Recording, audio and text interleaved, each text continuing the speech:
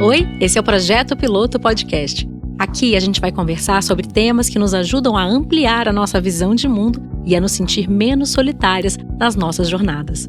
Conversas sobre comportamento, diversidade, bem-estar, maternidade e o que mais der vontade. Eu sou Lu Ferreira, influenciadora, mãe e empreendedora que acredita que cada dia é uma oportunidade para a gente ser melhor do que ontem. Eu sou a Thaís Farage, eu sou consultora de moda, mãe do Miguel e do Tom e adoro uma boa conversa. E hoje a gente está aqui com Marcela Ceribelli, fundadora e CEO, fundadora e CEO ou fundadora e diretora CEO. Criativa? Diretora criativa, contabilidade, às vezes jurídico. Da Óbvios. E a voz que dá bom dia. Gente, ela chegou aqui falando bom dia. Eu falei, oh meu Deus, que legal. Vamos dar bom dia pro Projeto Piloto. Bom dia, Projeto Piloto. Que demais estar aqui, gente. Seja bem-vinda. Bem-vinda. Gente, eu sigo vocês desde os primórdios da internet, assim, eu juro. Tem uma Marcela que tá se sentindo muito vitoriosa de estar aqui, então muito obrigada. Nossa, eu que tô muito vitoriosa, eu ouço muito Bom Dia Óbvios e eu compartilho muito Chapadinha de Endorfina, enfim, tamo em casa. Quando a gente entrar no Chapadinho de Endorfina vai ser uma ladeira abaixo, porque, enfim. Obrigada, gente. Sabe o que eu queria te perguntar pra começar? Por favor. Eu já te ouvi definir na Óbvios como uma plataforma para divulgar assuntos relacionados à felicidade feminina. Isso.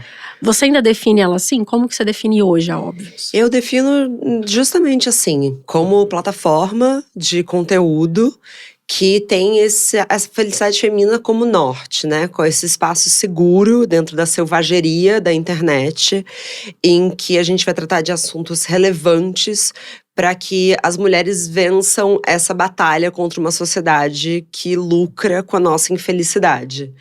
Então, a gente vai tratar uma hora sobre nossa relação com autoestima, os esportes, o prazer feminino, que é a Prazer Óbvias. E a gente tem a Óbvias, especialmente a plataforma do Instagram, como o coração pulsante de tudo isso. Mas o Bom Dia Óbvias só cresce, né? Podcast é uma coisa muito interessante. É muito impressionante. Eu ia falar isso, assim, que a minha sensação, de olhando de fora, é que você inventou um modelo, assim. Eu não sei outro. Eu não consegui pensar em outro. E mais do que isso, eu acho que muita gente tem esse mesmo desejo de criar uma plataforma de ambiente seguro, de temas femininos, que a gente consiga discutir coisas e ajudar a mulher na vida.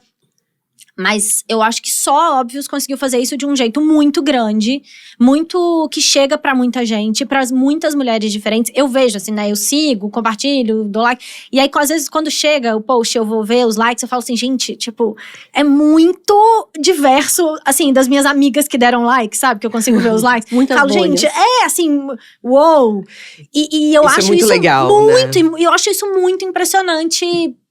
Acho que muito impressionante, claro, mas como business também, sabe? Assim, eu acho muito difícil fazer explodir essa bolha num Instagram que não é pessoa física, né? É super difícil, mas eu já começo dizendo que talvez a minha melhor e maior habilidade é também enxergar pessoas muito talentosas. Eu tenho uma equipe sensacional. Então, não sou só eu, assim, longe disso. Eu tenho um time de mulheres criativas, sensíveis, engraçadas, comprometidas. Então, assim, o time da Óbvias é sensacional. Mas sabe uma coisa que eu falo com os meus filhos? E eu vou falar agora fazendo uma comparação. Quando eu falo com eles assim, eu não vou estar hoje, eu vou sair pra trabalhar, mas você vai estar bem cuidado. E quando eu penso quem vai ficar com vocês, isso também é cuidado. Então também contratar bem, também, e pensar quem é que faz sentido tá na Óbvios, também é um talento. E Nossa, também é um super talento. Também Claro. é uma super habilidade que você conseguiu fazer. Gente, eu acho contratar a coisa mais difícil do planeta Terra. Contratar é fácil. Difícil demitir. Difícil gerenciar. Difícil gerenciar, é entender qual que é o talento daquela pessoa. Então, vou dar um exemplo. A Dani, que é meu braço direito, ela juro, se vocês já gargalharam alguma vez com os stories da Prazer Óbvias, ela ali. Ela entrou pra ser assistente de operação. Ela ia trocar e-mail com o fornecedor. Só que eu fui olhando, falei, não, essa menina é muito boa, ela é muito criativa. E eu puxei ela pra criação. Quantas empresas você conhece que uma pessoa entra pra lidar com algo que é extremamente burocrático e nenhuma. migra pra criação? Então, eu vou me dar esse crédito de que eu também tô olhando com muito cuidado pras pessoas. Mas também pra ela, que é, enfim, um pequeno cristal gênio. Não tentem contratar ela. Ela não vai. Eu cubro todas as propostas. Qual que é o tamanho hoje da equipe? Tem quantas pessoas ali dentro da Óbvios? Eu sou muito ruim disso, tá? Sempre me perguntam. Eu morri de rir de você falando das datas. Você falou datas, eu ficava… Cara, não pergunta de data também, pelo amor de Deus, por favor. Não, é que eu sou muito ruim com nome, cara. Eu tenho isso com nome, assim, tipo… Sei lá, às vezes eu encontro uma pessoa que é muito próxima, mas aí eu tenho que apresentar, já me dá uma batedeira no coração. Tipo, meu Deus, os nomes.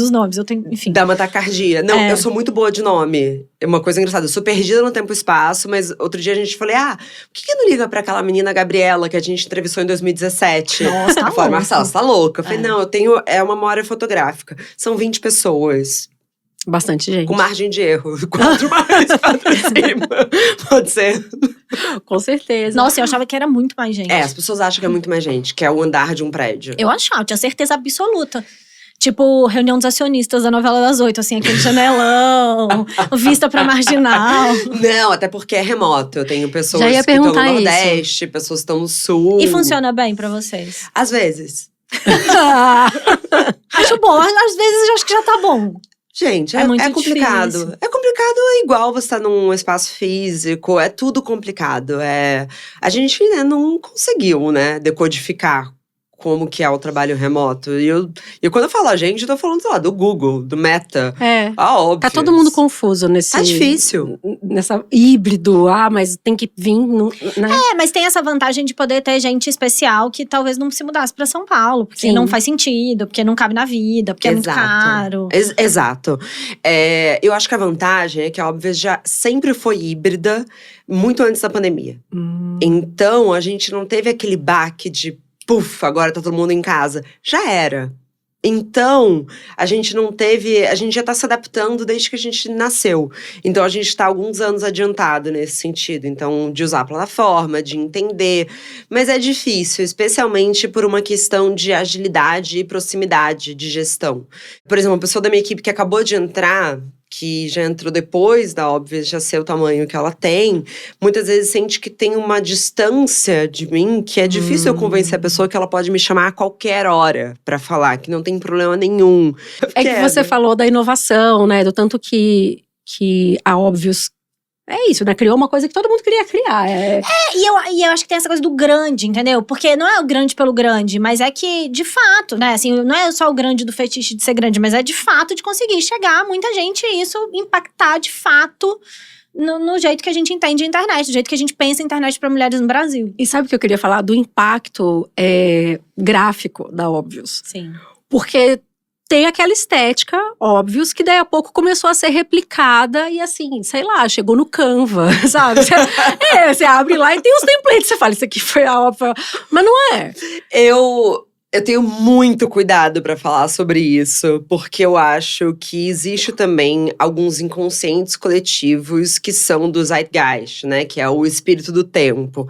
Então, ao mesmo tempo, essa estética é o que às vezes a gente sofre bullying no Twitter, sabe? Todo mundo, né? Twitter, né? Não, mas eu ia falar que se não sofreu bullying no Twitter é porque não tá famoso, né? Não tá relevante, assim. Mas eu demorei muito tempo pra entender que também é um pouco de bullying mesmo. E às vezes estão te zoando, entendeu? Vão te zoar. Você tá no lugar de zoeira mesmo. Mas eu acho que o impacto gráfico foi muito por conta da gente ter conseguido um alcance. Eu acho que quem estivesse fazendo, que conseguisse o alcance primeiro, ia ficar marcado como isso. Claro, quem era a nossa diretora de arte na época era a Amanda Pinho. A Amanda, ela era formada ela estava estudando ainda em em cinema. E foi uma coisa que eu acho muito bonita, assim, porque foi uma construção de tentativa e erro, entendeu? Ela é estupidamente talentosa. Inclusive, ela fez a capa do meu livro, que foi algo muito simbólico, né? Porque 6 anos depois, assim, eu falei, a única pessoa que pode fazer é a Amanda, porque ela é muito talentosa. E foi uma coisa assim, isso funciona, isso não funciona. Lembra que a primeira vez que a gente foi postar uma arte no feed da Óbvios, fui eu no feriado, falei, nossa, coisa bizarra. Sabe, que bizarro postar algo gráfico no feed, achando assim que eu tava… Porque isso não era comum quando a Óbvios surgiu. Isso eu vou dar… Não era. Né? Atualmente a gente vê muita gente postando muito. Textos e artes, mas não era. Não era comum. Claro que já tinham pessoas, não foi a primeira o acontecimento. Mas, por exemplo, quando a gente trabalhou com o Refinery 29, elas falaram, assim, que até a gente era muito de referência para elas, assim. Então, tem uma coisa muito legal, né, de você tentar. E isso é uma coisa que eu trago muito da minha jornada profissional, assim, de tentativa e erro. Vai, lançou o site, ficou uma bosta, a gente tirou o site do ar, sabe? Vai, erra, acerta, legal, sabe? O bom de Óbvios, o podcast não era mesmo, assim, pra ter durado tanto tempo. Não, foi só assim, vamos tentar? E a gente muda formato. Eu sou muito de trocar a roda com o carro rodando. O que pra muita gente é… Mas é assim que se inova, né? Você vai e aí você vai ajustando. É um dos formatos. Tem muitas pessoas, por exemplo, grandes empresas de podcast que gravam 10 pilotos até um episódio ao ar. Eu gosto muito de testando a temperatura da água. Eu gosto de lançar o podcast, tipo Rádio Endorfina, o Corre Delas, que a gente lançou agora. Eu vou ouvir o público. Entende? Eu acho que a gente fica com a visão muito limitada quando a gente fica analisando e voltando. Mas isso é o meu formato. Tem pessoas geniais, tipo a Rádio Novelo. Já ouvi a Branca Viana, que é uma outra mulher brilhante, dizendo que não. Acho que para eles lançarem o Foro de Teresina, eles gravaram, sei lá, 20 pilotos. É algo assim, posso lançar uma fake news aqui. Mas eu acho que são propostas diferentes, né? Imagina, o Foro de Teresina é um negócio de notícia. Tem uma pesquisa envolvida muito séria, muito importante. Exato, e é meu podcast favorito. Então, assim, tô falando isso justamente pra dizer, tem formatos diferentes e ambos dão certo. Não tem fórmula, a internet é difícil por conta disso. E também é melhor por isso. Isso, e as pessoas ficam tentando vender fórmula. E aí, enfim, é um limbo, né? Mas a Óbvios agora é isso, agora tem um podcast novo. Isso também muda um pouco. Primeiro, eu acho muito impressionante como vocês conseguem fazer tudo muito conectado, né? Assim, é isso, assim, não tem… Eu acho que também essa é uma outra grande dificuldade de quem trabalha com internet, falando muito por mim, de ter um monte de coisa e tudo se amarrar, né? Não ser… coisas… As minhas coisas são tudo meio puladas, assim. Tipo, não tá nada amarrado em nada. Não, acho que isso é uma visão externa. As suas coisas estão amarradas, eu vejo. Mais ou menos, mas tudo bem. Não, de verdade. É porque é uma sensação, nossa, de que tem que ter… Assim, tem um norte.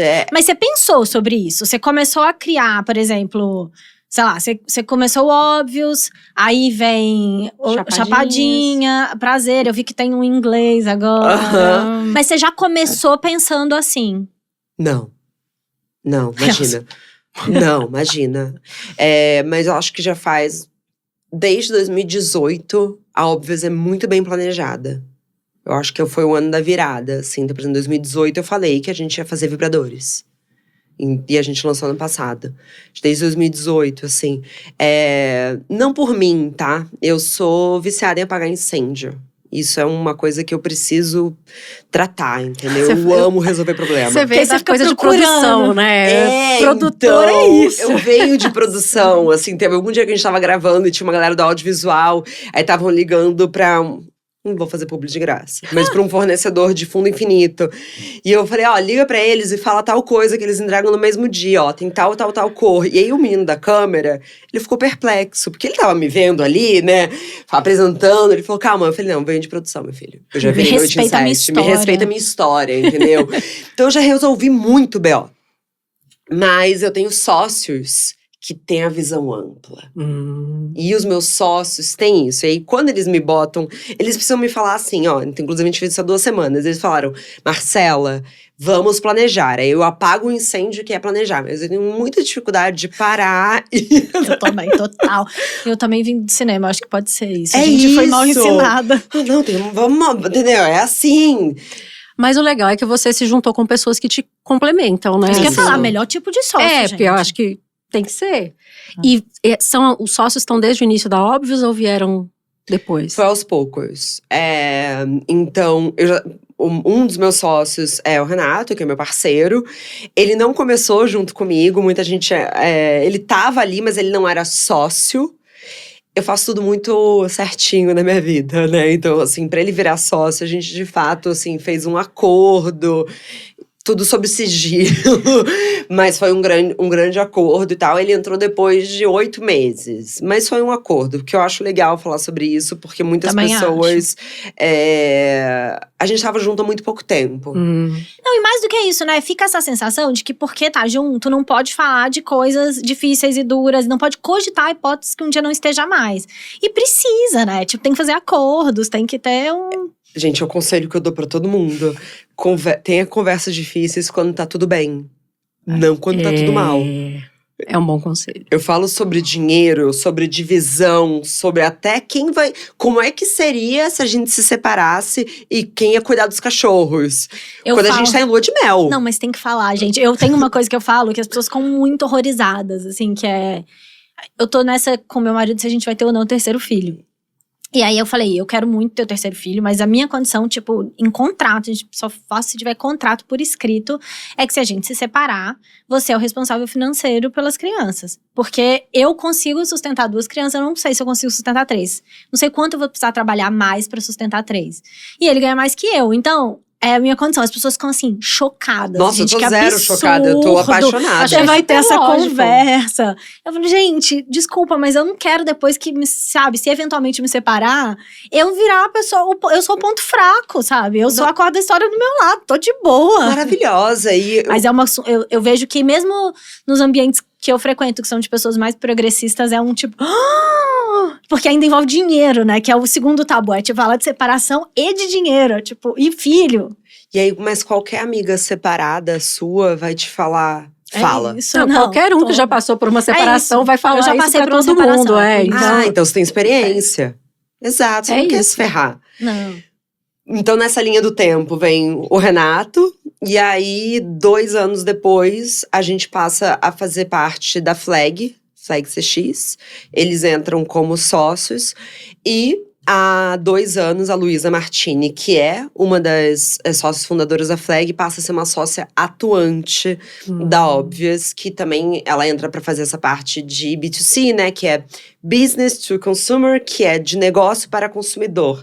Então, eu gosto Eu de amo explicar… que você explica tudo, eu adoro. Também, porque fica aquele negócio, parece que todo mundo tem que saber, né? B2C, Não, pelo amor de Deus, né? Então é o B2C, que são as iniciais, que é Business to Consumer, então é de negócio para consumidor, porque antes a Óbvias só fazia os negócios de empresa para empresa. Então a gente vendia mídia. Então a partir do momento em que a gente vende os vibradores e faz eventos, a gente está vendendo produtos para o consumidor final. Se não fica claro, eu explico também nos comentários. E aí a Luísa ainda pra fazer isso, mas mentira, porque aí virou um grande caso de amor, eu sou apaixonada, o Renato, entendeu? Ela é o nosso 3º elemento, a gente é um grande trio e agora ela faz tudo e a gente, juro, gente, é melhor do que… é melhor do que apaixonar, é ter um sócio certo, eu digo. Nossa, não tenho a menor dúvida. Então, assim, a Luísa tem sido incrível, assim. E tem muito a ver com essa aceleração mesmo que a gente teve nos últimos 2 anos. Foi muito por conta dela também.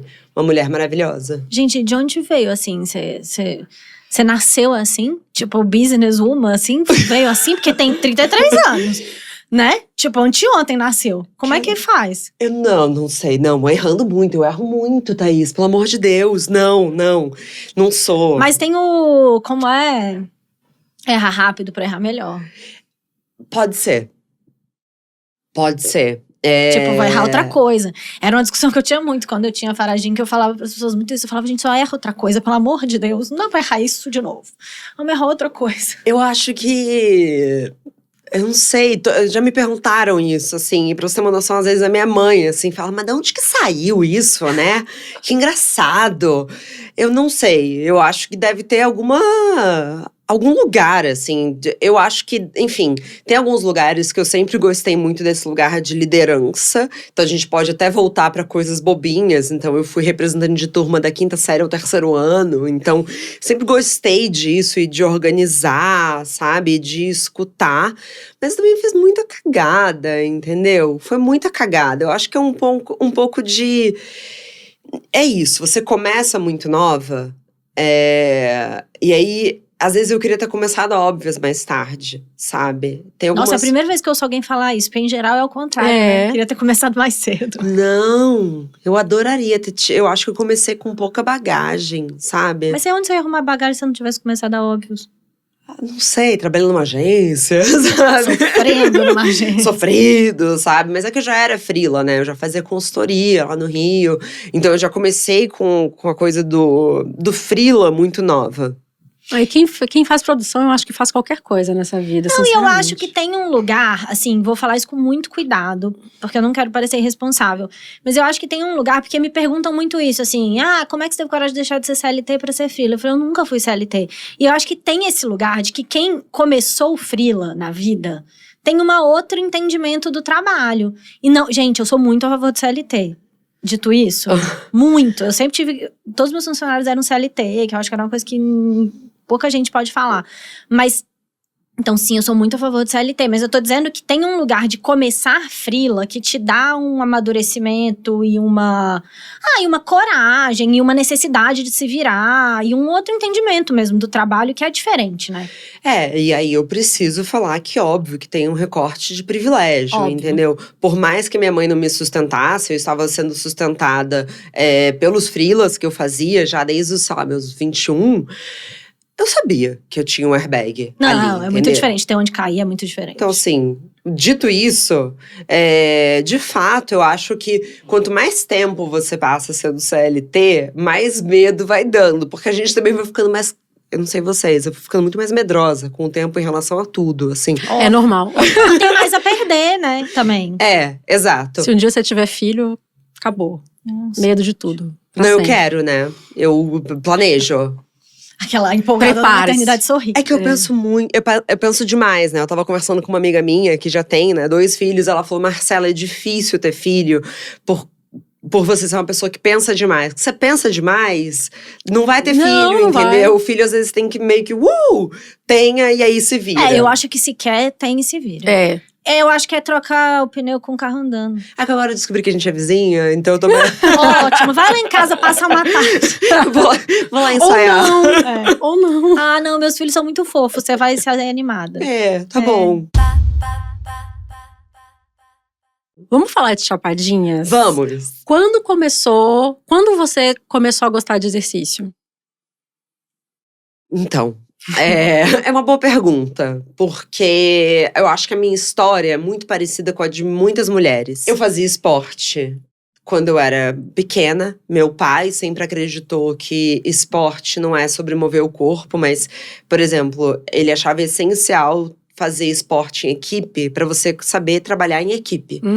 Então eu fiz todos os esportes quando eu era pequena. E tinha uma coisa assim, da gente ser sócio de clube, que eu fazia futebol, basquete, ginástica olímpica. Eu experimentei muitos esportes e eu escolhi o que eu gostava.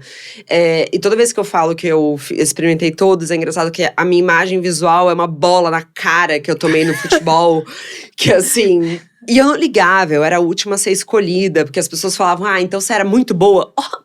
Imagina, eu era a última a ser escolhida. Lembra exatamente a sensação. Puta, hoje eu fui a penúltima. Sabe, Nossa, eu não fui a última. Eu super era a última. Então, assim, não é que eu era boa, mas eu entendia que o esporte era legal, entendeu? Eu adorava fazer esporte. Ali por volta dos 13 anos, eu comecei a entender que esporte era pra ter um corpo específico. E é muito nova. Por isso que eu sempre convido as pessoas, e é um trecho do meu livro, é você lembrar quando foi que você passou a perceber o seu corpo como algo que tem que agradar perante o olhar ao outro? Porque eu acho que o meu talvez tenha sido com 11 anos. Cara, o meu foi muito velha, de fato. Eu li isso no livro, eu pensei ativamente sobre isso pra gente falar. O meu foi muito velha e eu fiquei pensando muito por que eu dei essa sorte. E eu acho que é porque os meus amigos de adolescência eram muito, sei lá, eu era do universo mais underground, que não tinha essa conversa, não tinha mesmo. Então enfim, sempre fui magra, acho que tem esse lugar também. Mas qual era a cidade? Leopoldina, interior de Minas. Eu acho que o Rio de Janeiro. É isso que eu ia falar. Não, que eu não entendi acho quando que é eu só mudei pro Rio de Janeiro. Eu sou de Belo Horizonte. Claro que não é só o Rio. E com, sei lá, 9 anos, sofria bullying na escola, baleia assassina, mas eu acho que o Rio tem um bola lugar 7. Acho que é uma equação, né? Você era magra, a sociedade dificilmente vai questionar uma menina magra. Eu comecei a engordar logo depois da puberdade. Assim, mas logo depois, assim. E foi uma coisa de estresse. Hoje eu vejo, eu engordei porque eu troquei de cidade. Porque tudo que eu conhecia como estabilidade foi tirado de mim. E você é uma criança de 10 anos, você muda de cidade. Eu tinha minhas melhores… Eu estudei sempre na mesma escola. As minhas melhores amigas eu conhecia desde que eu me entendia por gente. Morava numa cidade, no mesmo apartamento. Meus pais se separaram. Fui pra uma cidade quente. Era quente pra mim, sabe? E com um estilo de vida muito diferente, né? Muito diferente. E aí, comecei a engordar. Mas enfim, continua. Desculpa, eu super te interrompi. Não, eu ia falar isso, que pra mim foi quando eu mudei pro Rio. Porque eu lembro que… Ah, você também mora no Rio? Eu fiz… Eu não sabia. Eu fiz faculdade no Rio. Então você já tava na faculdade. Cara, pra mim foi muito tarde. Pra mim tem 2 momentos marcantes muito loucos. Mas Eu foi vou Rio de falar. Janeiro. A Sabrina Sato no Big Brother. Que eu fiquei assim, gente, existe uma pessoa assim. Olha essa bunda dessa mulher. Juro por Deus que essa é uma coisa marcante na minha vida. Me bate Juro. até hoje. Agora eu me acostumei. Não, mas agora não mais, né? Porque ela consegue só ficar mais… Cara, mas é porque assim, hoje em dia pra mim não é mais um choque. Eu não me comparo Mas mais. naquela época pra mim foi tipo, gente, existe essa bunda, sabe? Eu não sei, eu tava desligada da vida até então. E morar no Rio. Eu acho que… E mesmo assim, tendo sido uma adolescente na época do El Chan… Porque eu tinha essa coisa, eu sempre fui magrela. Então eu não era assim, né? Eu não tava num lugar… também de muitos privilégios, porque eu não era gostosa, eu era magrela. Mas acho que fui poupada, porque eu era magrela. Você não era gordinha. Eu era gordinha. E como foi pra você? Uma merda. Até hoje, altos problemas de autoimagem que… então, com, sei lá, 8, 9 anos, sofria bullying na escola. Quando eu tinha 12, eu fiz Vigilantes do Peso. Porque eu já estava um pouco acima do peso. E aí, entrei no rolê da dieta e nunca mais saí, assim. E aquela Você dieta… olha para os alimentos e conta os pontos? Não conto ponto, porque agora eu já sei caloria, já sei quanto de carboidrato. Já fiz todas as dietas que existem. Então, já fiz low carb, já fiz keto, já fiz Atkins, já fiz tudo. Aí, entrei numa fase de, tem que ser tudo orgânico, isso tem corante, isso não pode. Cara, total. E aí, então, com 12 eu fiz Vigilantes do Peso. E desde então eu conto calorias e fico tentando ser magra. Eu comecei a escrever um diário. E eu fico vendo, é um diário de 5 anos, é uma história que eu conto muito. Então, a cada ano que passa, eu leio o que eu escrevi no ano anterior. E ontem eu tava lendo, tipo assim, nossa, hoje eu tô muito mal-humorada, porque a dieta, não sei o que. Eu falei, caraca, mano, foi, tipo, a minha vida inteira é pautada nesse negócio. O quanto que isso toma de tempo, né? Eu sempre digo, você consegue passar 24 horas sem pensar em algo que você mudaria em você? Porque isso é violento, isso ocupa espaço mental, um espaço mental que a gente poderia estar colocando em outras coisas. Me incomoda muito que isso seja, não é 100%, mas é tão mais para as mulheres, sabe? Eu sei que os homens também sofrem, a gente também tem um recorte dos homens gays que, meu Deus, é violento também com eles, uma competição. Mas em grande maioria… é com nós, mulheres, e desde muito novas. Então a gente vai falar que as meninas são fúteis. Isso é uma coisa que me deixa louca. Como é que eu sou fútil se com 9 anos já me fez odiar meu braço? Sabe? Meu cu, eu não sou fútil. Sim. Eu fui agredida e essa agressão mora em mim. Não, e é muito doido, porque ao mesmo tempo que é chamada de fútil, o valor que você tem para aquela mesma pessoa é o quanto você pesa, o corpo que você tem, se você tá bem vestida, mal vestida. né? Sei lá, eu trabalhando com moda, eu vejo muito isso, assim, no meu universo em volta. Então, sei lá, observando as outras pessoas, né? Então, as pessoas que têm muito desprezo e que acham moda uma futilidade, então, são as mesmas pessoas que também vão falar mal da roupa da pessoa, que ela é mal vestida. É tipo a mesmíssima, sabe? Assim, então não tem bom, né? Não tem jeito de estar bom. É exatamente isso. E o quanto é o primeiro olhar, né? Eu me sinto relativamente protegida, porque eu não tenho muito seguidor, né, nessa selvageria. Mas às vezes eu saio da bolha e eu fico meio incrédula, assim. Eu participei de um podcast, que ele postou um trecho no TikTok, e o comentário era: nossa, a mãe dela é tão bonita, ela é horrorosa. Ai, gente. Eu falei… Gente, é muito impressionante. A internet levou isso pra outro nível. Eu falei, nossa, eu sou muito protegida, porque… pode me achar horrorosa, não tem o menor problema, assim. É tudo… É que uma vez que você se liberta, que você vê que é uma questão de opinião. Uhum. É opinião, uma mesma pessoa pode ser muito gata pra outra ou ser horrorosa pra outra. Pra você, eu sou horrorosa. Paga minhas contas? Não, e tem pessoas, acho também que vai chegando uma idade que tem pessoas para as quais a gente quer ser horrorosa, assim, não é pra você achar bonita mesmo, de fato. Você quer que essa pessoa não goste de você, porque, sabe, você também não gosta dela, então tá tudo bem, realmente a gente não é pra… Mas é isso, e além de tudo, o que me pegou foi… Meu Deus, você me comparou com a minha mãe. É uma coisa entre mulheres, entre, sabe? Mãe e filha. E um homem. A pior competição. Pesado. Eu não olhei a foto dele porque eu não fui muito longe, mas era vontade de ver, assim, falar… Tá bom, bonitão. Vamos aí, quero ver. Sabe? Mas é isso, eu acho que a gente tá falando dos nossos tempos de idade e tal. Thaís muito sortuda, com muitas aspas, apesar de ter chegado, né? Não, mas é isso, eu acho que, sei lá. Com a internet… Não, a internet acabou. Ninguém vai ter a chance de esperar até chegar na UF. Não. Elas estão vendo muito novas. É muito novo, entendeu? E aí a referência… Mas você não acha que a gente vê em revista? Acho que e eu muito acho menos. que as meninas, hoje em dia, pelo menos têm uns ícones de mulheres gordas, de mulheres negras importantes. Cara, revista era tipo… Como ter a corpo do verão. Thaís, eu já fui mais otimista, sendo muito sincera com você. Eu também já fui, porque eu acho que hoje em dia o TikTok tem um papel… O TikTok tirou todo o meu otimismo. Gente, Desculpa. Não, eu entendo. É que assim, eu tô muito ativa no TikTok, eu diria até mais do que no Instagram. Ativa não postando, né? Mas vendo, Mas vendo, assim, eu consumo muito mais do TikTok do que do Instagram. Não, eu falo que o TikTok acabou com toda a lenda urbana que os Gen Z se preocupam com alguma coisa no mundo, né? Assim, toda vez que começa porque os Gen Z se preocupam com a marca, eu falo, gente, não preocupa. O Gen Z é o maior consumidor da Shein, não preocupa. Porque os Gen Z se preocupam com a sustentabilidade. Não. Se preocupam com… Não.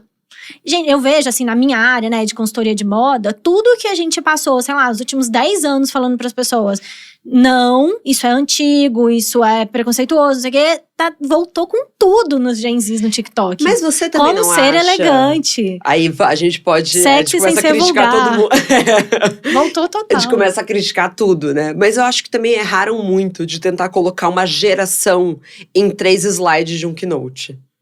Mas eu acho que é porque a publicidade faz desde sempre. Gente, eu não sei como eu não sou cancelada todo dia pelos publicitários, porque eu falo muito mal.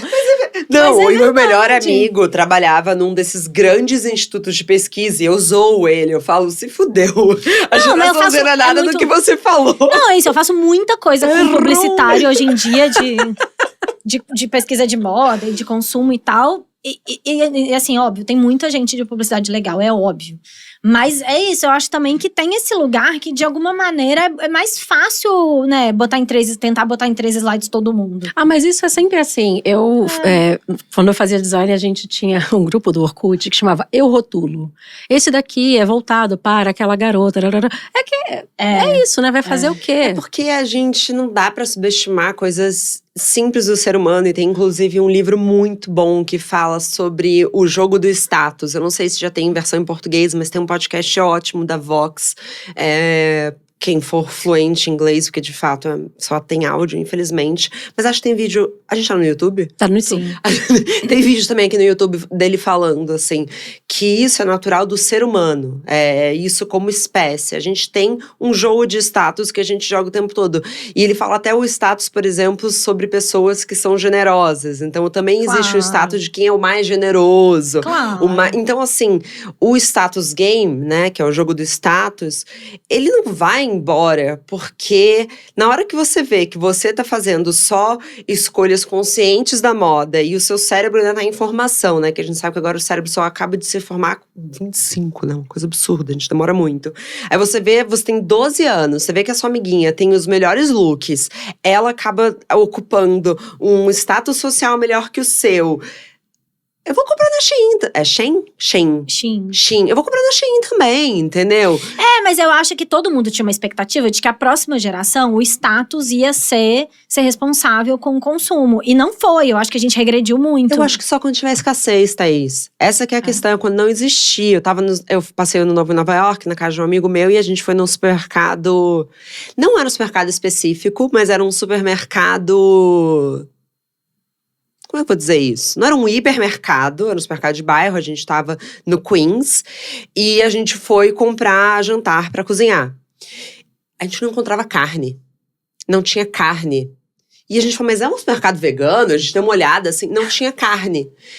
E aí a gente falou, nossa, a gente vai… E a gente já se conhece há 8 anos, a gente é super amigo e tal. A gente falou, a gente vai lembrar daqui a 20 anos, a primeira vez que a gente entrou no supermercado e não tinha carne.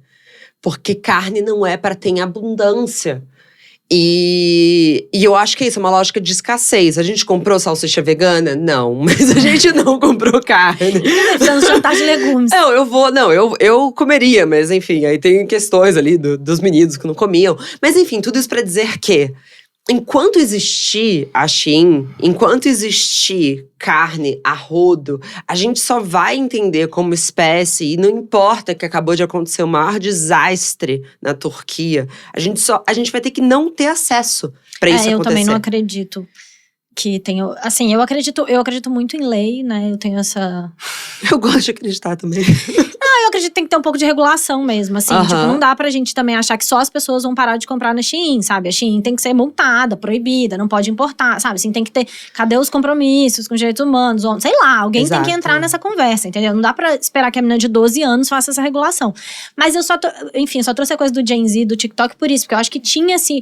Acho que as pesquisas todas mostravam que a gente ia ter uma geração que ia comprar mais usado, que ia se importar mais com as causas do que… E não aconteceu, né?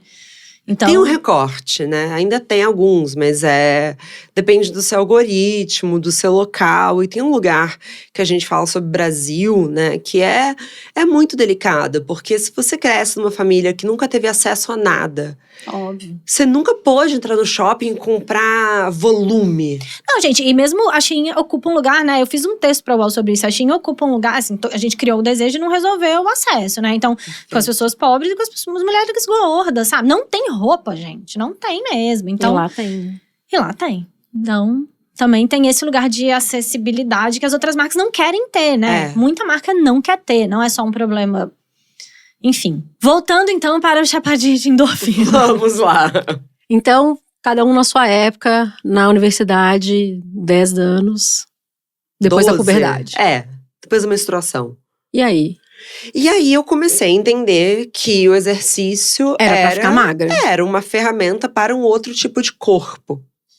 E eu falo sobre isso no meu livro. Desculpa. Para o corpo certo. Para um corpo certo. Porque o nosso estava errado, né? Exato, que o nosso estava errado, mas isso também tem uma consequência, né? Porque isso vem de casa. Eu acho que eu tive o melhor dentro das minhas possibilidades, mas a minha mãe é uma mulher grande. Para televisão, a minha mãe é uma mulher grande. E eu via dentro de casa ela sofrendo com a pressão estética.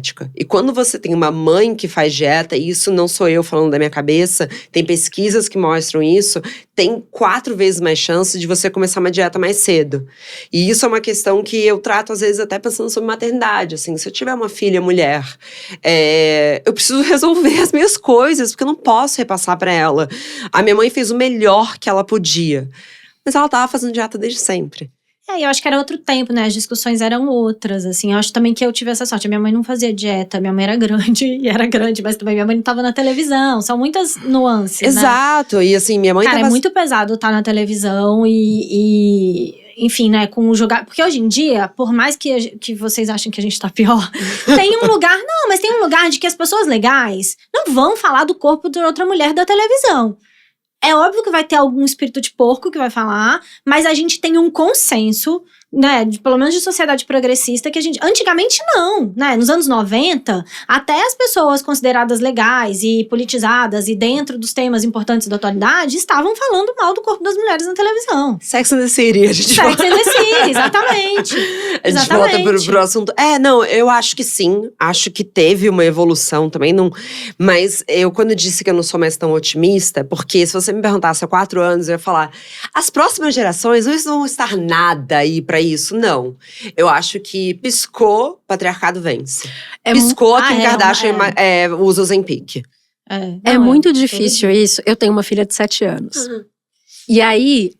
Qual é a minha maior preocupação desde sempre? Ela não vai ser noiada com isso, sabe? Assim, desde que ela nasceu, é uma coisa que me preocupa. Então, eu lembro que pra mim, muito cedo eu fui negada acesso a certas coisas. Então, não pode comer… sei lá, biscoito recheado. Não pode tomar o suco sem ser o light. Quem lembra de Clyde? Não sei nem se isso existe ainda, mas… Amiga, eu tava lá com você. Eu tava lá bebendo Clyde também, né? Porque eu não podia beber o negócio. Pois é. E aí eu falei, eu nunca vou proibir ela de nada. Vou restringir as coisas que eu sei que não são saudáveis, mas proibir nunca. Então, cara, ela tá na fase de gostar de McDonald's, por exemplo. Eu falo, pode comer. Uma vez por mês, né, filha? Pelo amor de Deus. Mas pode. Mas é igual a gente. Também não é pra comer todo dia. Não é pra comer todos os dias. Mas assim… Mesmo com todo esse cuidado, e eu falando pra ela desde que ela tinha, sei lá, te juro por Deus, 4 anos… Filho, o corpo do outro não é assunto, a gente não fala do corpo do outro, não sei o quê. Por quê? Filha, porque pode ser que a pessoa não goste, então não vamos falar, não é assunto, tem tanta coisa pra falar. Outro dia, recentemente, acho que esse ano, esse ano, ela chegou de uma temporada na casa dos meus pais, que moram em Belo Horizonte, se olhou assim no espelho, peladinha assim, pôs a mão na barriguinha. Mamãe, eu engordei, né? Aí eu olhei pra aquilo e, de fato, ela engordou um pouquinho. Mas, putz, passou um mês na casa dos avós, sabe? Tipo, mas até então ela não fez nenhum julgamento de que isso era ruim. Era só uma constatação. Aí eu meio que paralisei. Tipo, como eu vou reagir a isso? Como eu vou reagir a isso? Nossa, que difícil. Puta que pariu. Aí eu falei… Eu não vou engravidar, gente. Vá. Aí eu falei… Você acha, filha? Ela… olha a minha barriga. Eu falei… Férias, né, filha? É normal, né? Ela… E foi tomar banho. Nossa senhora. Mas aí eu me toquei que eu não falo do meu peso pra ela. Nunca falei. Eu sempre fico atenta com isso. Eu não falo que eu estou de dieta. Eu falo que eu prefiro comer isso hoje. Não, mamãe não quer isso hoje. Sei lá, um chocolate. Mamãe, você aceita? Não, obrigada, filha, não quero. Mas a gente não controla tudo, né? Ela ainda tem contato com outras pessoas que às vezes não passaram por essa consciência de que isso pode prejudicar, ou não tiveram uma experiência tão traumática quanto eu. E, enfim, começa a assistir filmes e desenhos e etc. E, cara, eu acho muito difícil isso mudar. Porque por mais que, né, em casa a gente tente e faça de tudo, tem todo o resto do mundo. Você não consegue, e é muito difícil isso, porque basta uma vez, né, que fala, no Natal da minha família, eu entrei numa discussão, porque a gente tava falando, é que assim, não vou nem entrar no que aconteceu no Natal da minha família, que assim, foi um pouco caótico.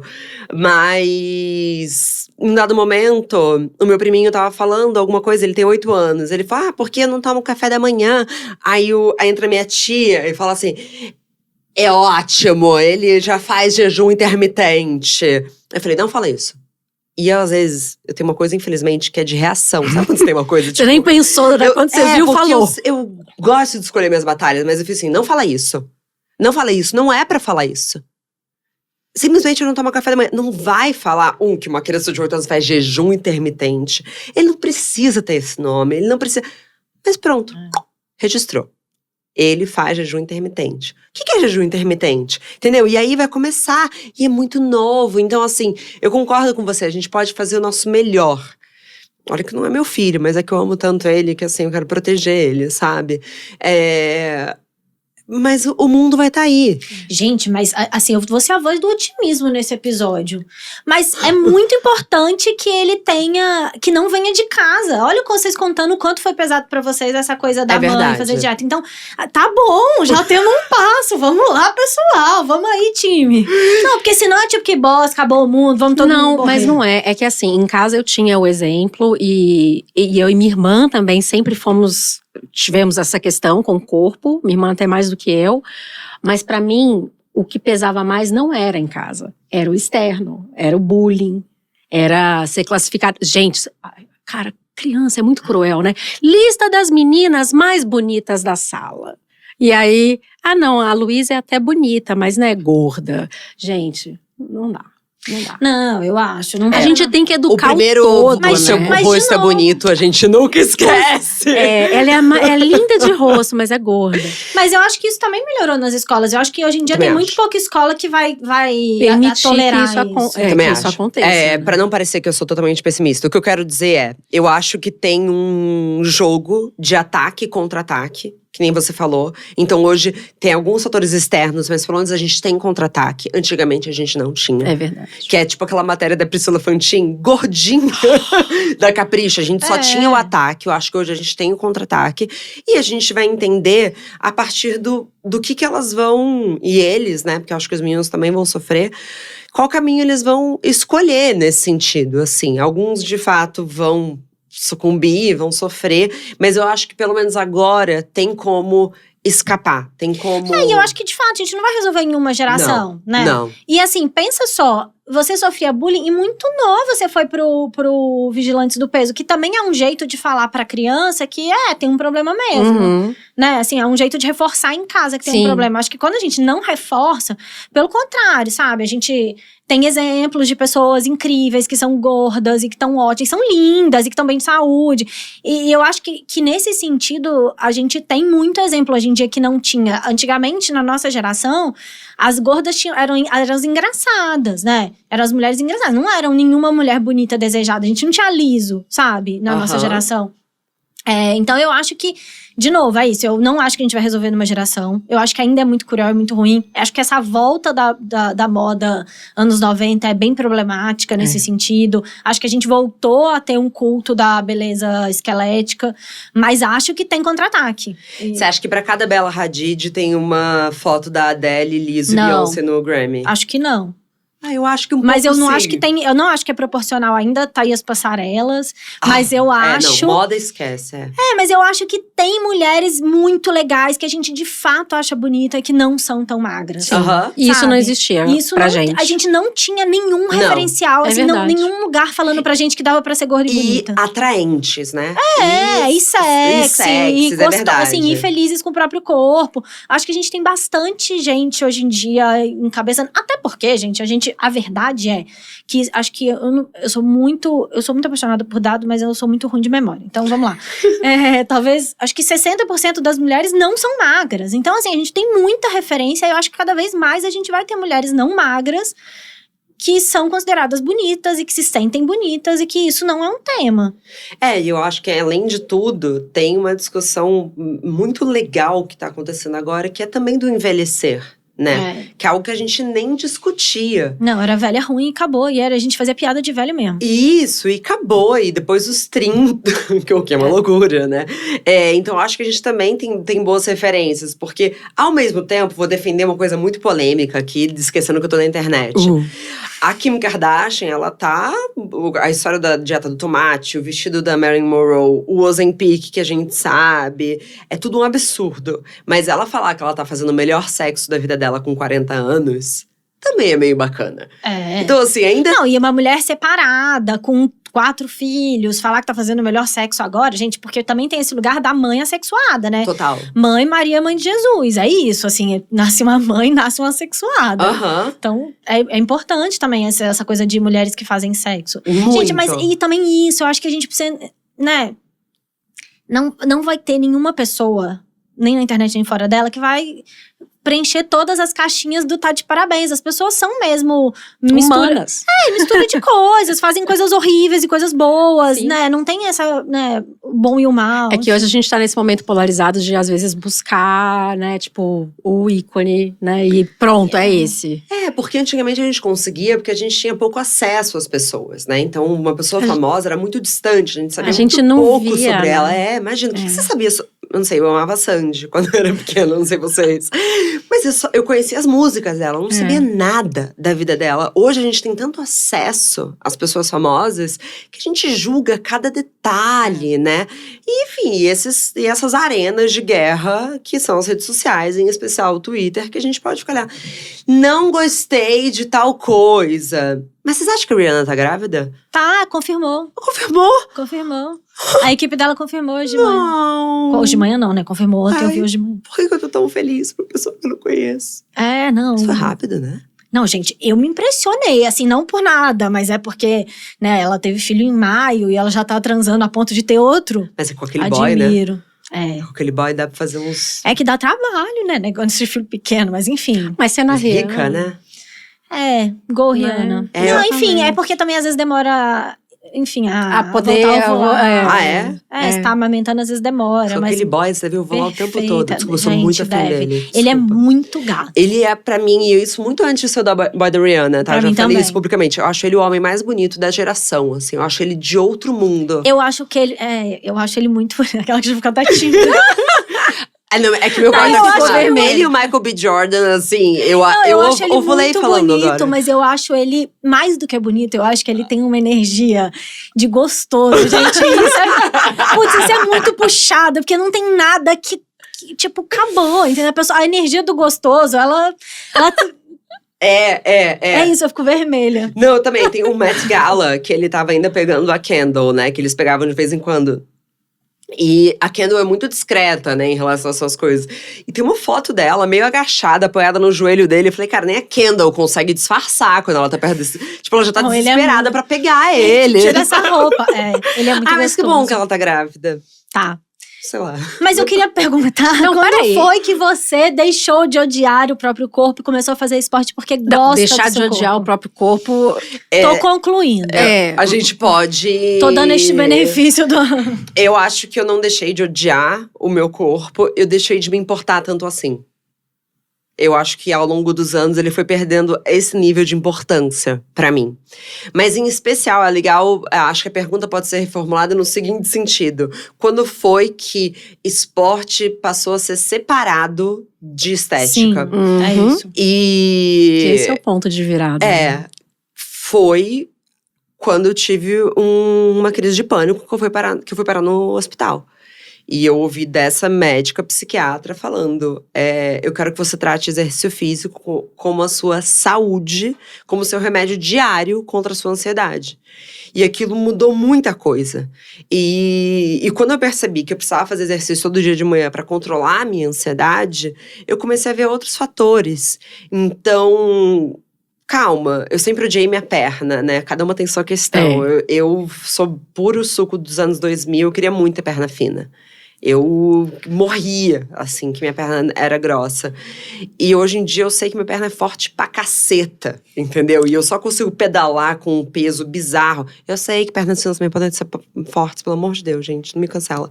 Mas assim, eu sei que a minha perna, ela aguenta um peso patético, entendeu? E eu acho muito legal. Isso é muito legal, muito né? legal, é a coisa mais sabe? legal do mundo. Mas vocês não acham que dá pra, de repente, substituir, assim… Odiar por não gosto tanto? Não. É que ódio é duro, Não, mas né? é ódio mesmo. Não, mas eu acho que eu já Mas- odiei, hoje tem coisas que eu não gosto tanto. Ah, sim. Hoje sim. Mas você tem uma correlação de ódio ainda com o Ainda corpo? não, hoje não. Mas eu tinha uma relação de ódio. De não querer me ver pelada. Não, de nunca usar braço de fora, Não, de gente, passar calor. Gente, pelo amor de Deus, eu também tenho parte do corpo que eu não gosto, não é porque Não, eu fui mas é magra, que eu não, tenho- mas não era não mas gosto. ódio eu nunca Não, tive. era ódio. E eu acho que talvez… Era eu quase acho que, aversão, entende? não, é porque eu acho que às vezes a gente entra num lugar também de linda, perfeita, eu tenho que me achar linda, maravilhosa todo dia, que não é realista. Não é real, E não digo é isso real. trabalhando com muita mulher, né? Imagina, em 10 anos de consultora de moda, a quantidade de mulher que já passou na minha vida. E eu não conheço ninguém que tem uma relação de verdade, de se olhar todo dia no espelho e falar, gata, gostosa, não mudaria nada, perfeita, nasceu assim, não nasceu, estreou. Não conheço. Então, só pra gente também alinhar essa expectativa para as pessoas. De que é isso, assim, tem coisa do meu corpo que eu não gosto, mas isso não faz com que eles, né, odiar. Mas eu acho que assim, hoje eu não odeio. Hoje, até por uma questão, você tem a questão da ansiedade, eu também, mas até pela questão de pensar em saúde, é tipo, nossa, que bom, né? Eu lembro quando a gente gravou o episódio com a Ju Romano, você falou, não, eu amo a minha bunda, ela senta, sabe? Nossa, total. Porque a minha bunda é a minha grande questão do corpo. Sabe? É isso, assim, putz, que legal que, né, tô conseguindo fazer essas coisas, porque, enfim. É muito legal você ter falado isso das suas clientes, porque eu trabalhei muito tempo com produção e moda, né? E uma das coisas que me fez também mudar o meu olhar perante isso, porque uma coisa você tá vendo as mulheres nas revistas, né? Que é o nosso caso. Quando eu passei a conviver com as modelos e eu via que elas também não se gostavam… Aí você falou, gente, nunca vai então chegar. Fudeu. Entendeu? Então, e eu acho legal essa separação do odiar, porque eu acho que o problema é quando você odeia algo a ponto de querer esconder. E odiar uma coisa que é sua, que é você. Porque é isso, né? O nosso corpo, gente, é quem carrega a gente pra vida, Exato. né? Assim, nosso intelecto, nossa alma, nosso coração não sai andando por aí sem corpo. Então é isso também, a nossa ferramenta de estar no mundo. E aí quando você odeia isso, é muita coisa. Mas é só quando essa ficha caiu que eu passei a não odiar. Ou seja, muito anteontem. Tipo isso. Abril de 2020. Te dou uma data, te dou um dado. Te dou um dado.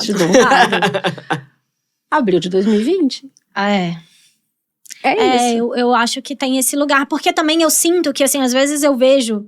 De novo, cliente, aluna, gente que passou comigo de consultoria, falando assim, eu não consigo ser a pessoa que ama tudo no meu corpo e que acha tudo lindo. Eu, gente, tá tudo bem também. Assim, ninguém consegue. A gente foi bombardeada, atropelada, ainda né? Assim, sei lá, talvez a Sabrina Sato tenha questões no corpo dela que ela não goste.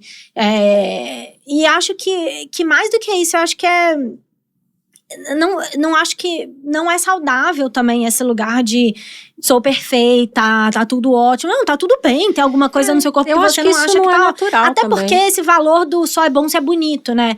Eu sempre falo muito isso quando a gente fala de moda, porque o belo não pode ser um valor, sabe? Assim, né? O único valor. Então, tá tudo bem, assim, por exemplo, a minha bunda, que é um lugar no Brasil, né, a bunda. Eu morei no Rio, foi por isso que pegou pra mim quando eu morei no Rio, porque no Rio tem esse lugar do fio dental, da praia, a bunda muito de fora, e era isso, ia pra praia 3 vezes na semana, e via as meninas em Ipanema com um corpo incrível, e a minha bunda…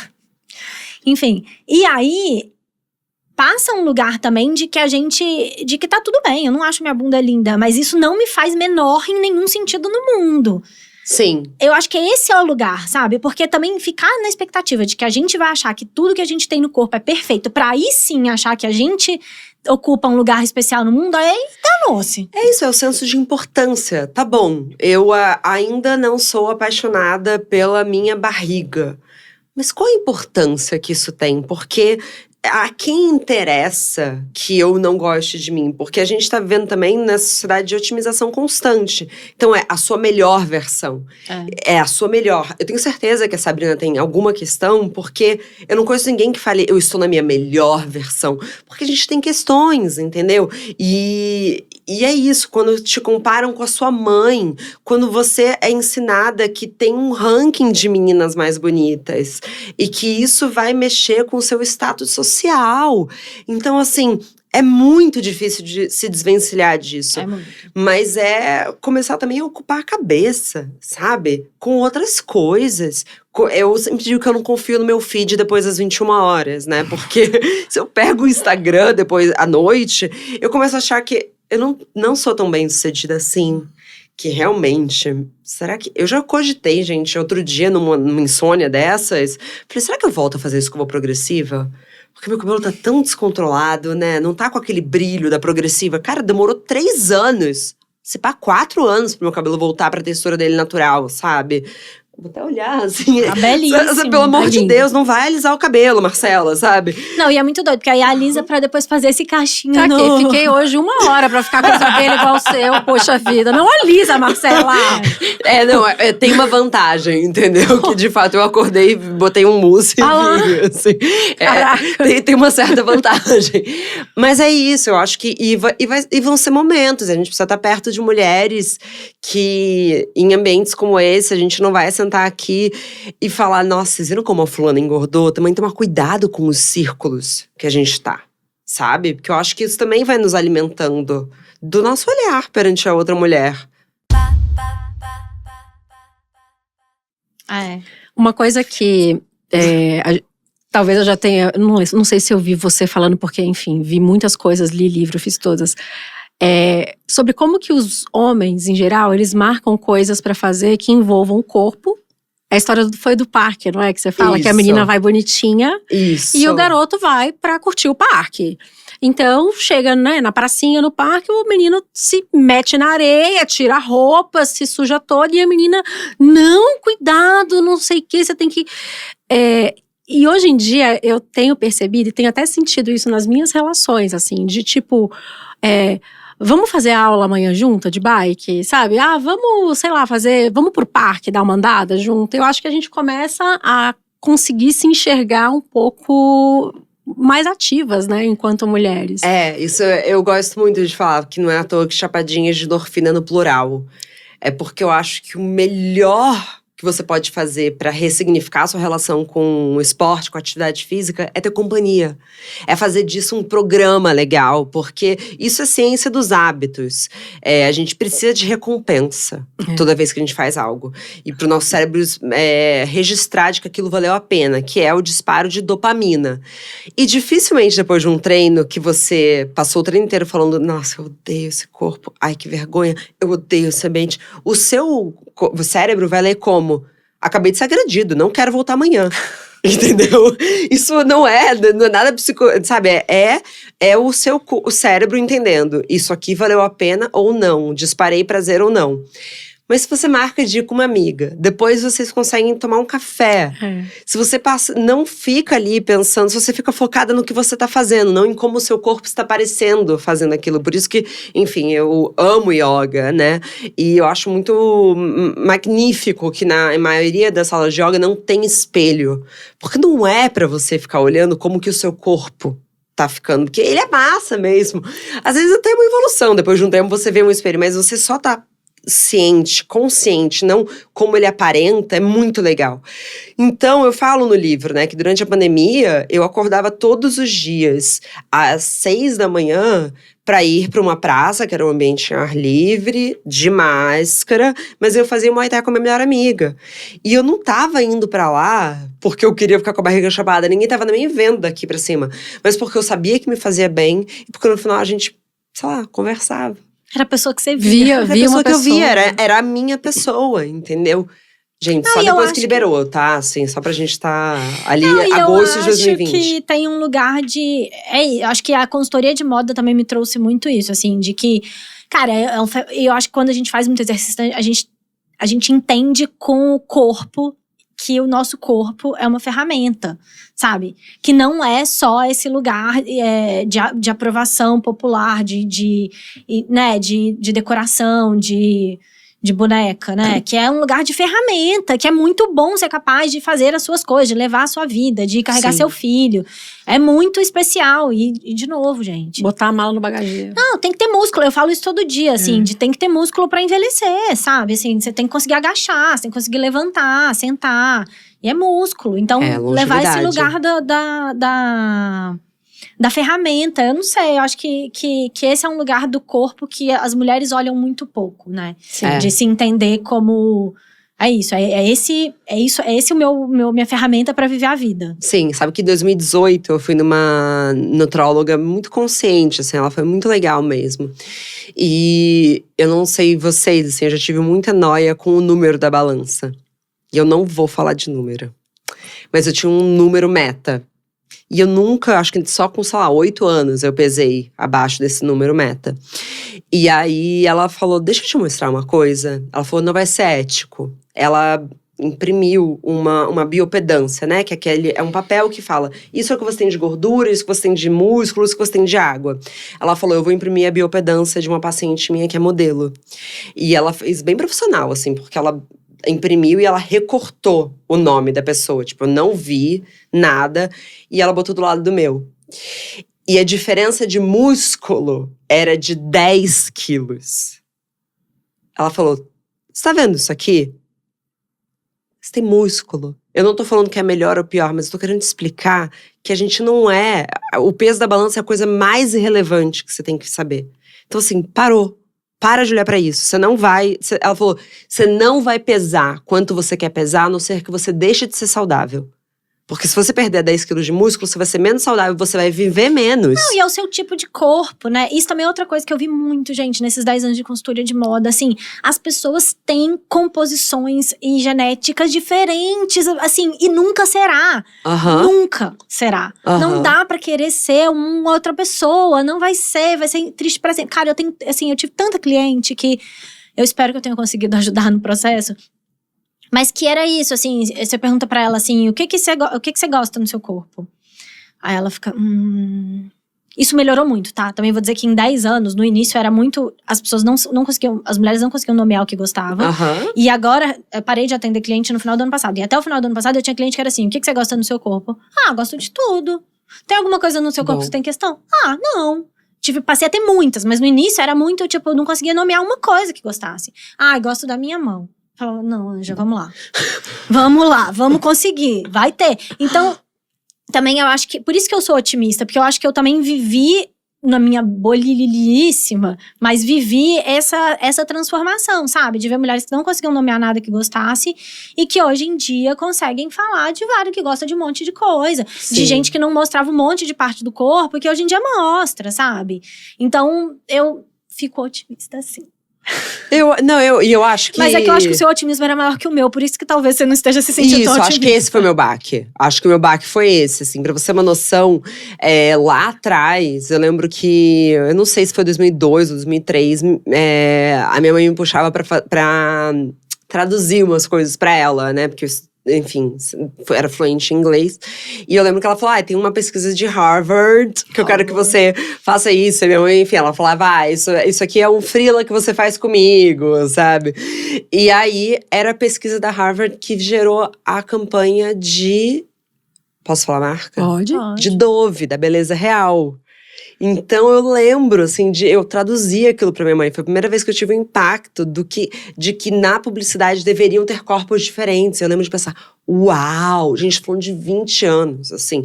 E eu lembro de falar, meu Deus… Eu achei que eu tava fazendo um favor pra minha mãe, ela acabou de fazer um favor pra mim, assim. Foi a primeira vez que minha cabeça explodiu. Então, eu acho que eu tinha uma sensação de que agora… A gente já tá muito avançado. Mas eu acho também que a gente foi um pouco enganada, sabe, Thaís? Porque nessa semana de moda de 3 anos atrás, se a gente for entrar… Eu lembro, olha, no New York Fashion Week, olha quantos corpos diferentes. A gente piscou, tem aquela passarela da Mil, entendeu? Então, mas eu acho que a Simone de Beauvoir já falava isso, né? Que qualquer crise que a gente tiver, as coisas andam pra trás. A gente viveu uma crise muito conservadora, gente.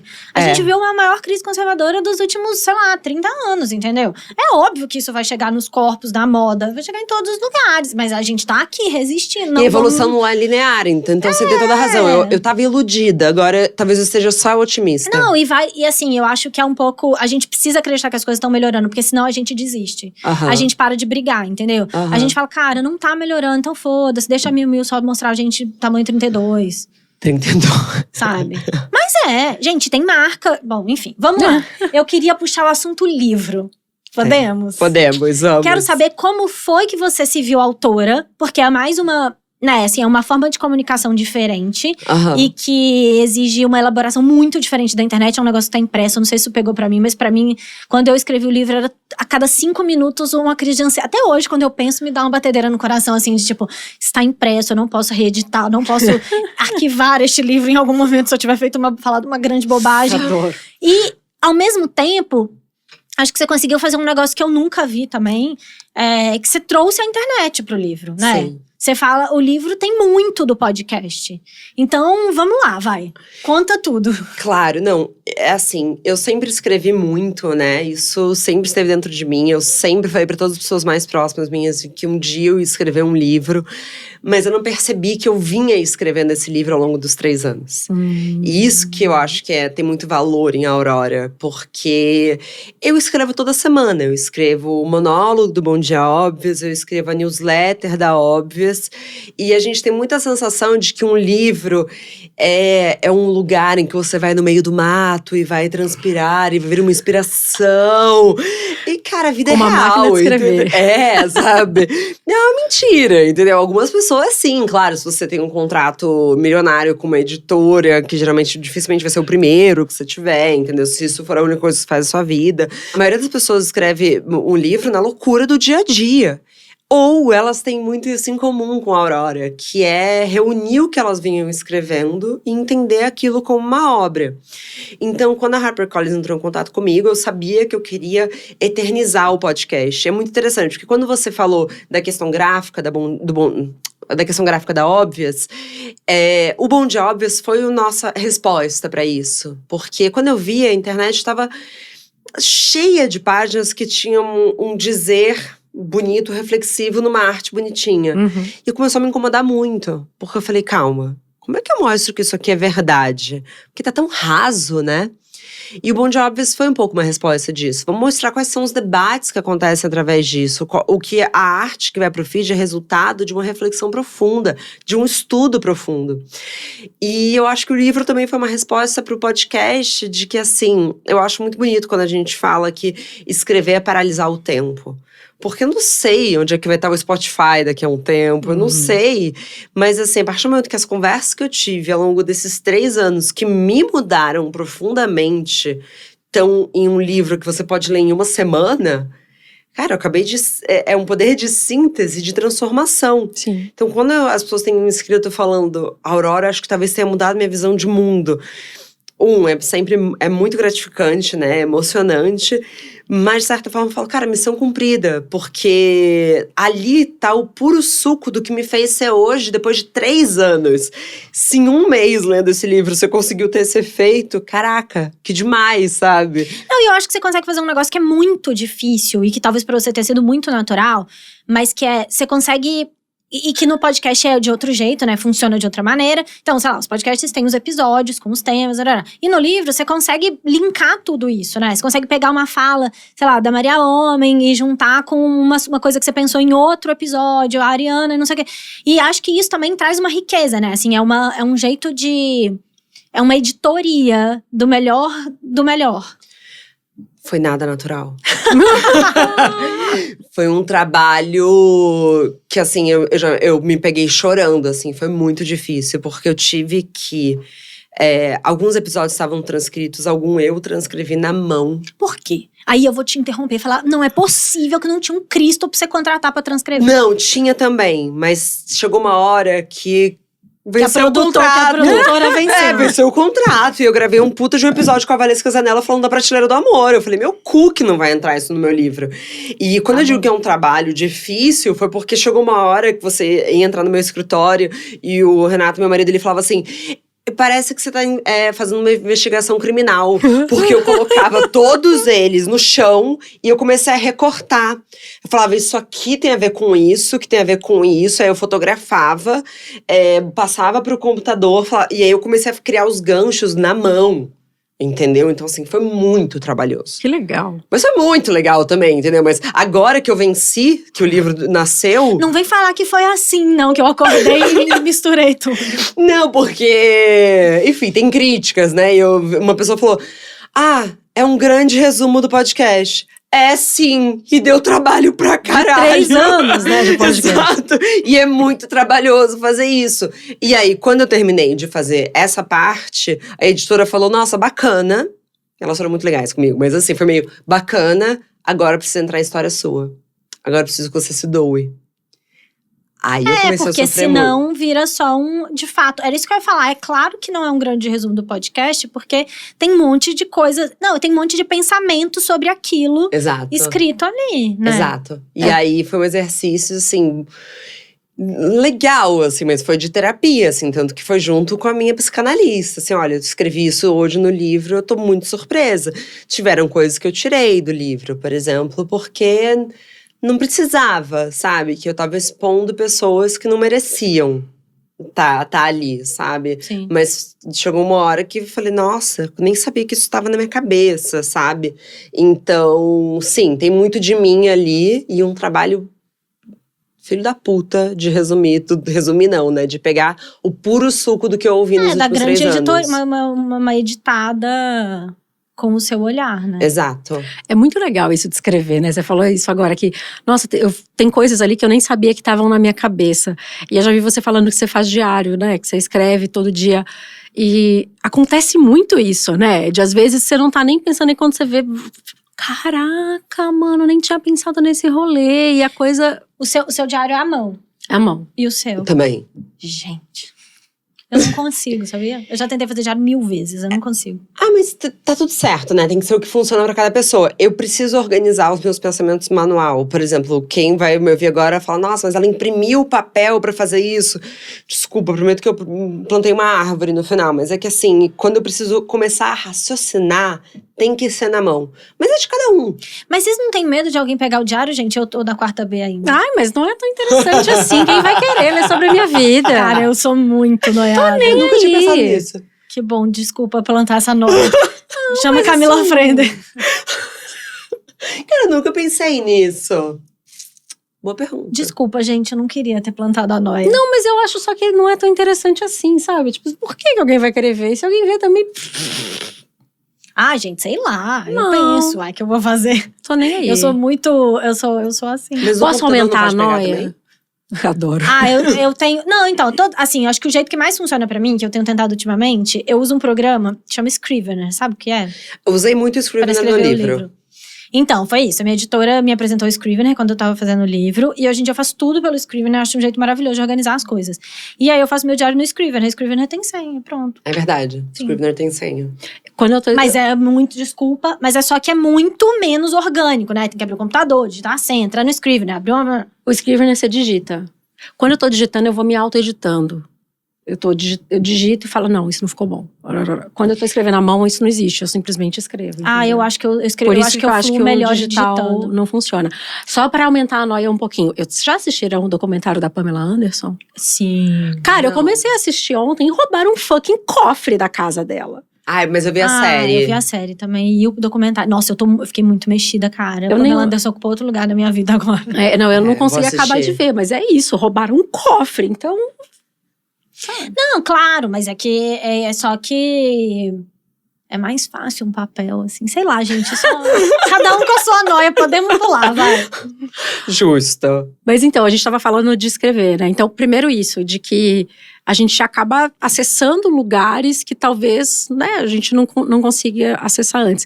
E a outra coisa que eu achei muito legal é que agora, tudo isso que você aprendeu e compartilhou nos últimos anos, ele está acessível para um público que às vezes não é um público de podcast. Não, exatamente. Isso é algo que eu pensei muito, assim, porque podcast é um formato que eu amo, eu sou viciada. Mas não é, nem todo mundo consegue, entendeu? E muitas vezes você escuta um podcast fazendo outra coisa. É um outro nível de atenção e imersão, o livro.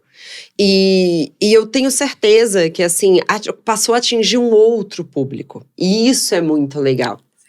E eu vejo, assim, tem um grupo de mulheres de 65 mais que tá fazendo um clube de leitura lendo meu livro. É sensacional, Muito né? legal. É sensacional. Eu não sei, entendeu? Se elas iam se Não, sentir ninguém atraídas. faz clube de podcast. Então, assim, eu acho que transformou. É um outro formato. E a escrita é muito bonita, né? Assim, eu, enfim, sempre fui uma apaixonada por literatura, assim. E o medo também de, será que vou me arrepender de ter escrito isso? Será que não? Eu tive que trabalhar um desapego de que também é um recorte de uma Marcela. Porque como eu levei 9 meses para escrever, quando chegou em agosto de 2022… Eu não sei se eu concordava com tudo que eu tinha escrito em outubro de 2021. E eu dei uma certa agitada. Mas chegou uma hora que eu falei… Mas senão o livro não sai. Nunca é vai que acabar. eu sou Entendeu? Então, assim, talvez eu pegue alguma coisa agora pra ler e fale, não sei se eu concordo tanto com isso, acho que isso foi um pouco extremo. Mas tudo bem, que é aquela Marcela, entende? Aí depois eu vou lançar outros, se tudo der certo, e aí vai ficando a minha evolução ao longo do tempo. É isso. Marcela, eu quero muito agradecer. Ai, foi muito gostoso, Foi gente. Obrigada. Eu amei. Amei muito. Muito bom. O livro é Aurora, O Despertar de uma Mulher Exausta. Isso. Cara, o subtítulo é maravilhoso, porque acho que toda mulher que passa vai falar, né?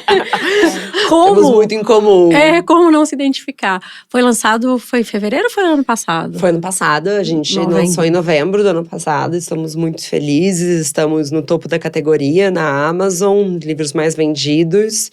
E, enfim, eu tô muito realizada, muito feliz. E obrigada, gente, pelo convite. Vocês são muito inteligentes, muito engraçadas. Foi um prazer conversar com vocês. Eu amei também. Bem-vinda, volte mais. Voltarei. Gente, um beijo e até o próximo episódio. Beijo!